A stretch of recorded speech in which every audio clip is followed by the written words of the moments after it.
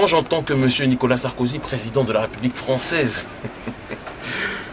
déclare qu'il lutte contre le communautarisme, et que lors de son voyage aux États-Unis récemment, il part aux États-Unis et il s'entoure des organisations juives, et non pas simplement juives, mais sionistes, quand on sait ce qu'est le sionisme, à savoir du colonialisme, de l'impérialisme, à un moment donné, et des organisations qui sont dans une logique d'hégémonie de leur communauté, de leur population, au détriment des autres.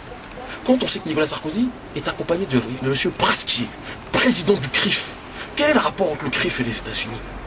Est-ce que ce n'est pas clair un minimum pour les gens? Est-ce que ce n'est pas clair que ce qu'ils appellent le complot est en réalité une simple constatation? On parle de faits avérés. Pourquoi Nicolas Sarkozy va rencontrer les organisations juives? Pourquoi il ne va pas rencontrer les organisations musulmanes?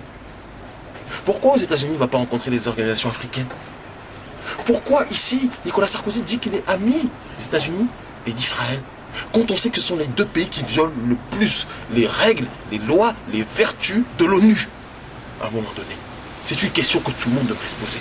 Sarkozy ne fait que confirmer ce que je pensais de lui et ce qu'un certain nombre de gens dans ce pays pensent de lui, et ce depuis un certain nombre d'années.